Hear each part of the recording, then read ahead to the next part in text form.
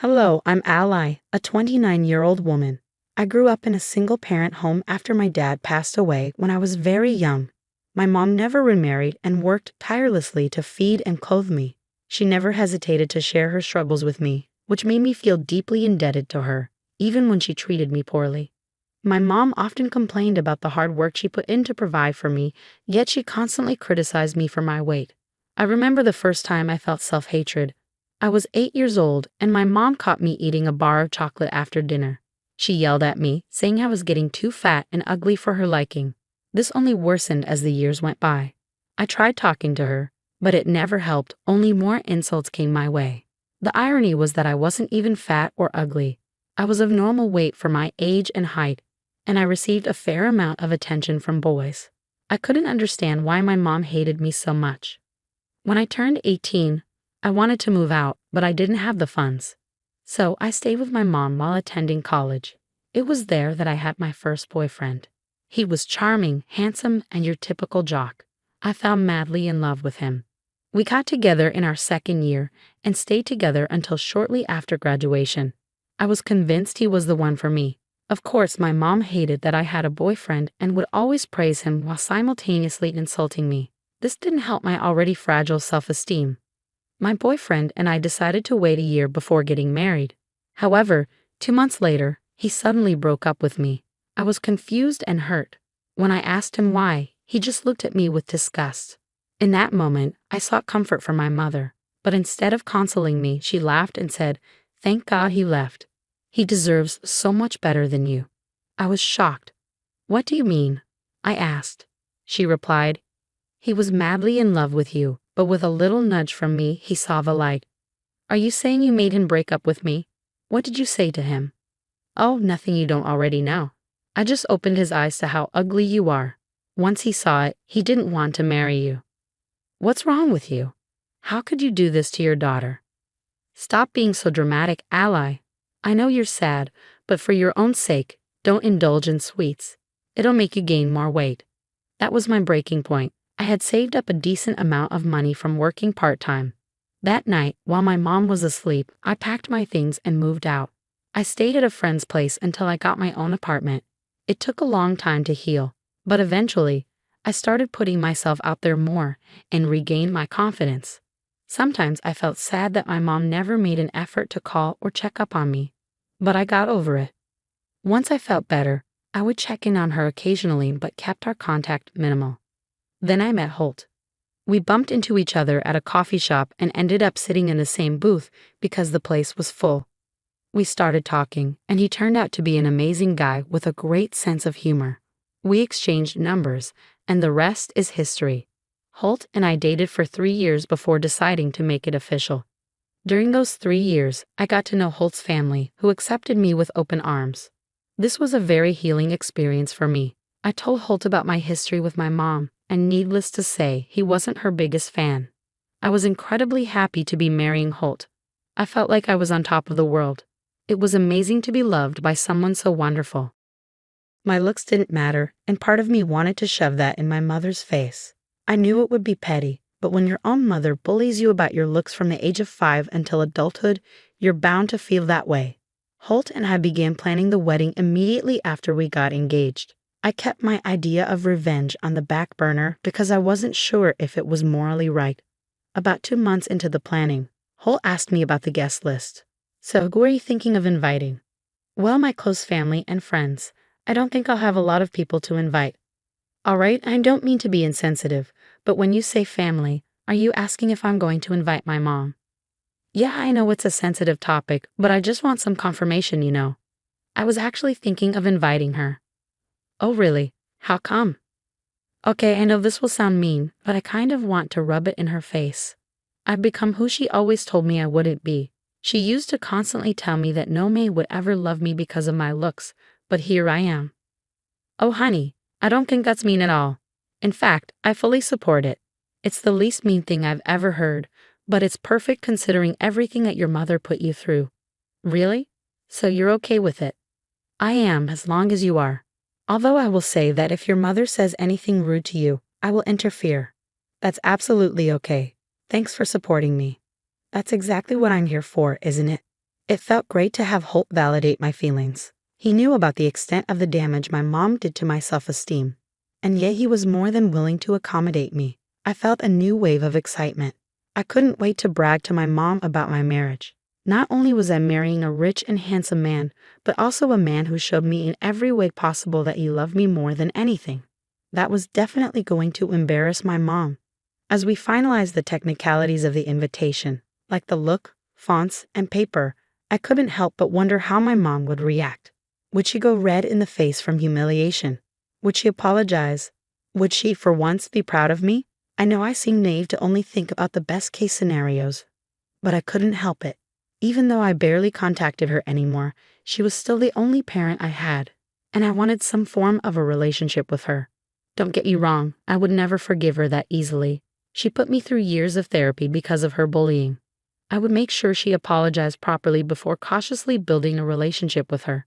Whenever I had a negative thought about her reaction, I pushed it away because I didn't know how I would deal with it. When it came time to print the invitations, Holt and I sat together and handwrote the names of our guests. We wanted to do a traditional handwritten invitation. When I was writing my mother's name, Holt was looking over my shoulder. That's when he held my hand to stop me. I looked at him in confusion. Is everything okay? Yeah, it's just. Do you not want me to invite my mom? No, it's not that. That's your mom's full name? Yeah, why? You guys have different last names. Oh yeah, my mom kept her maiden name after she got married. I got my dad's name. That's funny. Why? What's wrong? I don't know if it's a coincidence, but I have an employee with that same exact name. What? That's crazy. Yeah, she plans to retire in another year or two. This is super weird.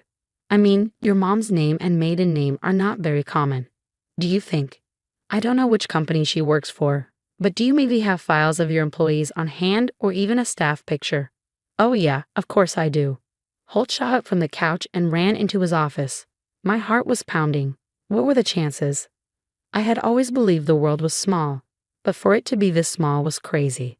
Holt came back with his laptop in hand, and we sat down together to find a picture of the woman with the same name as my mom. Thankfully, the company had just had an event recently and a lot of pictures were taken. Holt and I scrolled through the pictures before I finally saw her. It was my mom, laughing at something someone had said. She was holding a drink, laughing at something someone had said. I stared in shock for a couple of seconds before bursting out in laughter. Holt asked if that was my mom, and I confirmed it. He didn't know much about her beyond why I kept my contact with her minimal. We shared a laugh because it was truly amazing how the universe had aligned to put my mother in her place. Not only was I marrying a rich and handsome man who loved me, but I was also marrying my mom's boss. That was definitely something I wanted to brag about. I hoped for her sake that she would be on her best behavior because she had no idea what she could be risking if she tried to say anything against me. When we finally sent out the invites, we received a ton of responses almost immediately. I tracked them to ensure they reached their destination safely. When I saw that my mom's invitation had been delivered, I anxiously waited for her response. But over a week went by, and I heard nothing. I began to lose hope that my mom would come to my wedding. I tried to tell myself it was no big deal, but she was my only parent, and getting married was the biggest event in anyone's life. Of course, I wanted my mom there, even if she just sat silently. Holt could see that I was down and comforted me. He reminded me that regardless of whether my mom came, it would still be our day, and we would be surrounded by people who loved us. I began to feel better, but I wasn't fully convinced. Then finally, my mom's RSVP came in. She said yes. That was it, just yes. It hurt that she didn't even call to ask about who I was marrying or inquire about the wedding. But at least she would be there. I messaged her, asking if she would like to be part of the rehearsal dinner, and she replied with another simple yes. Having my mom there was a win, a small win, but a win nonetheless. I felt happy. On the day of the rehearsal dinner, I was a nervous wreck. Meeting my mom after 3 years made me anxious. I made sure my dress was perfect, my hair was in place, and my makeup was flawless. I couldn't help but think that I didn't even make that much effort for Holt. My mom walked into the rehearsal dinner and found me immediately. Holt was busy talking to someone else in the hall, so she didn't notice him. She made a beeline for me, My hands got clammy as she approached, but I calmed myself, reminding myself that I had the upper hand. She greeted me with a hug before looking me up and down and laughing. I felt myself shrivel up inside, like the helpless little girl I used to be. "So who's the unlucky guy? I see you still haven't become skinny, so you must have found some ugly hobo." "Mom, that's beyond rude. Oh please, whoever is choosing to marry you while you look like this must be clearly blind and very unlucky. Actually, I think you're the unlucky one, Quinn." "Holt, what are you doing here? What do you think? Didn't his name look familiar to you at all?" "Well, yeah, but I didn't think." "You didn't think what? That your daughter would be capable of marrying someone like me because you think she's too ugly? Or am I enough of a hobo to be able to marry your daughter?" "No, well, I didn't mean it like that. Look, you're on thin ice. It's bad enough that you've insulted me, but if I hear you say one more word against Allie, I swear I will make your life miserable." "Okay, but I must say, Allie, you're an absolute piece of work for purposely going after my boss. What did you think it would do for you? Did you think I would go easier on you?" "I didn't purposely go after your boss. We only found out when we were sending the invite, but I did hope to mend our relationship. I guess that won't be happening. Enjoy the rest of the dinner, and I'll see you tomorrow." Holt and I walked away hand in hand. Once we were out of her sight, we dissolved into laughter. The look of absolute horror on her face when she saw Holt was unforgettable. I had hoped for a much nicer interaction, but seeing her put in her place was actually more satisfying. I was so caught up in my emotions that I didn't even notice Holt walk up to us. But I was glad he had managed to come right in time. The rest of the evening passed without any other incidents. The next day was hectic. However, when it came time for the ceremony, all I could feel was immense pride. Seeing Holt stand at the altar with tears in his eyes as he watched me walk down the aisle made all the hours of getting ready worth it. I happened to scan the crowd and spotted my mom. She noticed me looking at her and pulled a face. The same face she always made whenever she thought I looked ugly or fat. I stumbled for a second, questioning everything. I knew I looked beautiful, but seeing my mom's expression made me feel very insecure. I looked at Holt and all my doubts vanished. He still looked at me like I was the only girl in the room. Other than that, the ceremony went off without a hitch. Holt and I exchanged our vows through tears, and the crowd cheered as we kissed. On our way to the reception hall, I told Holt what had happened earlier. "So something happened during the ceremony," I began. "What happened? Are you okay?" Holt asked, concerned. "Oh yeah, I'm fine now," I assured him. "Good, then tell me what happened." "Well, when I was walking down the aisle and I stumbled a little." "Yeah, I was a little worried. I happened to look into the crowd and saw my mother making the same face she always made to tell me I didn't look good. My God, what the hell is wrong with that woman? How could she do that to her own daughter on her special day? I don't know, but in that moment, all I wanted to do was run away and cry. But then I took one look at you and felt all right. That's right. If your mother does something like that again, just look at me. You're beautiful and nothing your mother says or does will ever change that." Thanks, I needed that. And I was serious when I said I would take action if your mom did something against you again. Now that I know just how much leverage I have over her, you best believe I will make sure she learns her lesson properly, and I'll be okay with whatever you do. The reception started off well. We began with dancing and drinking, and everyone was having a great time. Holt and I greeted all our guests and had conversations with them. I found myself feeling better with each interaction. At some point, I saw my mom walk into the hall, but she ignored us and went straight to the bar. I felt a little bad, but figured being ignored was better than being told I looked ugly again. So I let it go. Holt kept me by his side the entire time, which I appreciated because it was a great distraction. Finally, it was time for the toasts. Holt started with a heartfelt toast to us and our relationship, which made me cry. I followed with my own toast, and I was happy to see that I made him feel the same emotions he made me feel. If there was one thing to mention about the toasts, it was that with every toast made to Holt and me, my mom scoffed. She received a lot of dirty looks, but that didn't stop her. At some point, she stood up and said she had a toast to give us. My heart dropped. I knew my mother, and I knew how evil she could be. I knew this would not end well. Holt held my hand, and when I looked at him, his jaw was clenched. At least we both felt the same anxiety at that moment. My mom began talking about how I was undeserving of Holt. She praised Holt for being a great boss and a wonderful man, then conveniently brought up that he was her boss. When she spoke of me, she kept talking about how ugly I was and how I should be grateful that Holt even spared me a glance. I felt sick. How could she say that? Holt looked like he was going to burst a vein from how hard he was restraining himself. The rest of our guests looked appalled. Finally, when my mother finished her awful speech, she sat down with a satisfied smirk on her face, happy with the reactions she got.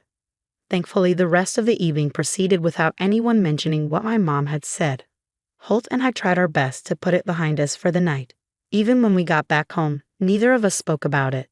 There was an air of sadness, but we chose to ignore it because we were happy to be legally and officially together. The next day, Holt left for work. He told me something urgent had come up but promised to be back by noon, so I didn't mind. True to his word, Holt came back home by noon, and we settled on the couch to watch some of our favorite shows. An hour later, I heard banging on the front door, along with my mom yelling for me to come out and open the door. I was confused and looked at Holt, sensing his urgent business had something to do with my mom. I walked to the door and opened it. "You absolute wretch. What did you say to him, huh?" she yelled. "What do you mean? Don't play dumb. You made him fire me." "Holt fired you." "Yeah, and I'm sure it's because of something you said. You're so stupid you never know what you say." "I'm going to have to stop you there, Quinn," Holt interjected. "I don't think I need to remind you of your speech from yesterday. You praised me and completely dissed your own daughter, who is my wife. How did you possibly think that was okay? I told you I'd make you regret it if you even said a word against her." "Whatever. You can't fire me for that. I'll sue you. You've also been highly negligent with your work. I was going to fire you anyway, but kept you for a few months only because you are Allie's mother. Since you have no respect for her, I see no reason to help you out. Now, if you'll excuse us, we're busy. Goodbye." I couldn't believe it. Holt stood up for me in a way I hadn't even considered. Holt held me in his arms as I cried. I finally felt free. I felt valued and respected, and I knew I never wanted anything less than that from then on. I didn't care to find out what happened to my mom after that, and neither did Holt. The two of us continued to live our lives in blissful ignorance of her whereabouts. I've learned just how important it is to have and enforce your boundaries. Don't let anyone treat you like you're worth nothing because, to someone else, you mean the world.